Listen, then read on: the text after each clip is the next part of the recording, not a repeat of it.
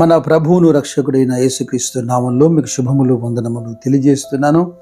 అనుదిన ధ్యానమునకు స్వాగతం. పరమగీతము 4వ అధ్యాయం ఈ దిన మన ధ్యానాంశంగా ఉంది. ఈ అధ్యాయం చదువుతున్నప్పుడు 7వ వచనం నుండి మన మనసును మనము తిప్పుకోలేం.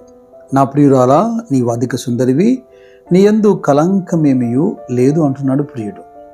అయితే మన ఎదుట ఉన్నటువంటి స్త్రీ పురుషులను, ఈ ప్రపంచంలో ఉన్న ఏ మనిషిలోనైనా ఓ పరిపూర్ణత, అంటే ఇక్కడ చెప్పబడినట్టుగా కలంకము ఏది లేని లేదా ఏ లోపము లేని వ్యక్తిని మనము చూడగలుగుతామా? ఈ ప్రియుడు తన ప్రియురాలు కాబట్టి ఏదో ముఖస్తుతిగా మాట్లాడుతున్నాడా, లేదా నోటి మాటతో ఇలాగ చెబుతున్నాడా? ఎంత మాత్రం కాదు. ఇది ఒక అద్భుతకరమైన సాక్ష్యం.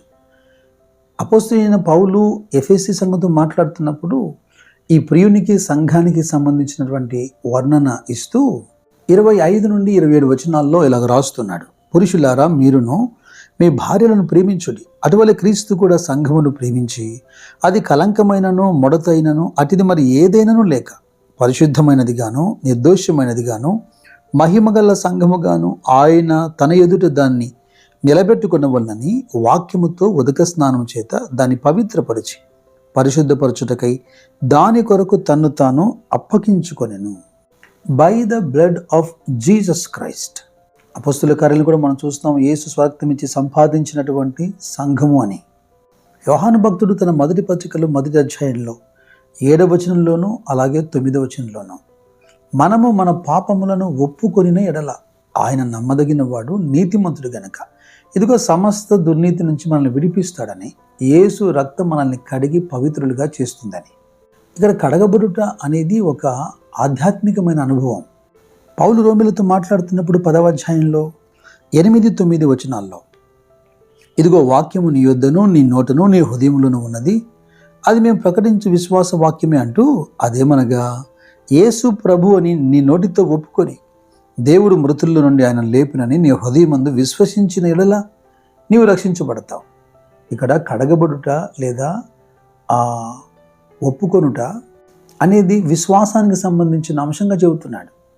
అలాగే పౌలు కొలస్సీ సంఘంతో మాట్లాడుతున్నప్పుడు కూడా కొలస్సీ పత్రిక మొదటి అధ్యాయం 22వ వచనంలో ఇదిగో ఆయన సన్నిధిలో, దేవుని యొక్క సన్నిధిలో పరిశుద్ధులుగా నిర్దోషులుగా నిరపరాధులుగా మనల్ని నిలబెట్టాలని ఆయన మాంసాయుక్తమైన దేహమందు మరణము వలన ఇప్పుడు మనలను సమాధానపరచును అని రాస్తున్నాడు కదా.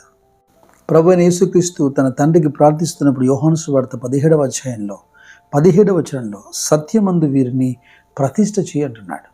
ఆ సత్యము ఆయనే కదా. కడగబడుట, కడగబడిన మనము సత్యమందు ప్రతిష్ఠ చేయబడుట, ఇది కదా ముడత మచ్చ కలంకము లేనటువంటి స్థితి. ఈ పరమగీతాల్లో కనబడుతున్నటువంటి ప్రియురాలు అక్షరార్థంగా ఒక స్త్రీగా తీసుకుంటే ఆమెలో అనేక లోపాలు ఉన్నాయి. కుటుంబ సభ్యులు కొన్ని లోపాలు చూపిస్తున్నారు, స్నేహితురాలు కొన్ని లోపాలు చూపిస్తున్నారు. తన మాటల్లో తానే చెప్పింది మొదటి అధ్యాయంలో, ఇదిగో నేను ఎండకు ఎండిన దానను, నేను నల్లని దానను, నా సౌందర్యం నేను పోగొట్టుకున్నానని. కనుక ఇది పూర్తిగా క్రీస్తునకు సంఘమునకు సంబంధించిన అంశమై ఉంది. ఇక ఈ పరమగీతము 4వ అధ్యాయంలో ఒక అద్భుతకరమైనటువంటి వచనం నేను మీకు చూపిస్తాను. 12వ వచనం, నా సహోదరి, నా ప్రాణేశ్వరి, మూయబడిన ఉద్యానము, మూత వేయబడిన జలకూపము. ముడత మచ్చ కలంకము అటుది ఏది లేకుండా పరిశుద్ధపరచబడినటువంటి ఆ సంఘం ఇప్పుడు మూయబడిన ఉద్యానము, మూత వేయబడిన జలకూపము.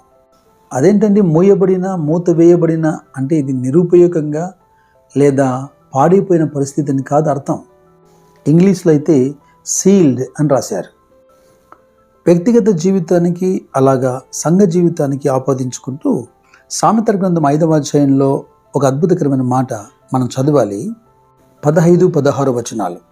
నీ సొంత కుండలో నీళ్లు పానం చేయము, నీ సొంత బావిలో ఊబుగు జలము త్రాగము, నీ ఊటలు బయటికి చెదిరిపోదగన, వీధులలో అవి నీటి కాలువగా పారదగన, అన్యులు నీతో కూడా వాటిని అనుభవింపకుండా అవి నీకే ఉండవలను కదా. ఇది భార్యాభర్తకు మధ్యలో ఒక సంబంధాన్ని, ప్రగాఢ విశ్వాసాన్ని, అలాగే పౌలు ఎఫెసీ సంఘంతో చెప్పినట్టుగా ఇది ఒక గొప్ప మర్మము. అయితే సంఘమునకు క్రీస్తునకు పోలిక అన్నట్టుగా ఆయన సంఘముకు ఇచ్చినటువంటి ఈ అనుభవం ముద్ర వేయబడాలి. అపోస్తలుడైన పౌలు ఎఫెసీ సంఘంతో మాట్లాడుతున్నప్పుడు 4వ అధ్యాయంలో 30వ వచనంలో అదే మాట చెబుతున్నాడు.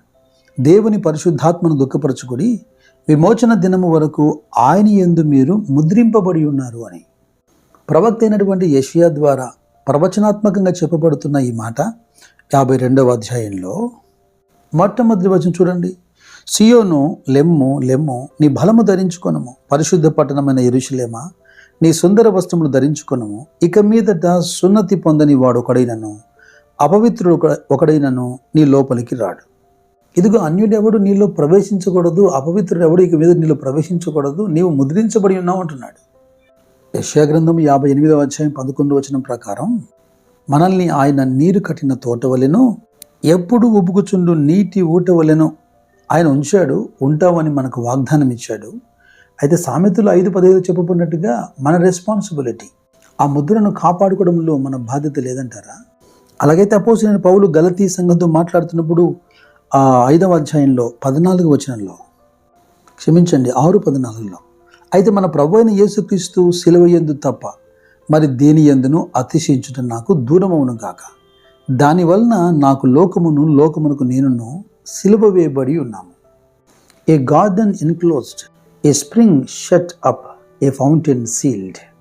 నా ప్రాణేశ్వరి మోయబడిన ఉద్యానము, మూత వేయబడిన జలకూపము. పౌలు అంటున్నాడు, లోకములో నేను కలిసిపోకుండా, నాలో లోకము కలిసిపోకుండా, ఇదిగో నేను లోకముకు సిలువేయబడ్డాను, అలాగే లోకము కూడా నాకు సిలువేయబడింది అంటున్నాడు. లోకమునకు నేను మరణించాను, నాకు కూడా లోకం మరణించింది. ఇక జీవించుకోవడం నేను కాదు, నాలో జీవిస్తున్నది క్రీస్తే. ఏ స్థితిలో అయితే మీరు పిలువబడితిరో అదే స్థితిలో మీరు ప్రభు రాకడ వరకు కొనసాగించినట్లుగా పరిశుద్ధాత్ముడు మిమ్మల్ని ముద్రించును గాక. దేవుని కృప ఈ శ్రేష్టమైన అనుభవాల గుండా మేము నడిపించును గాక. God bless you.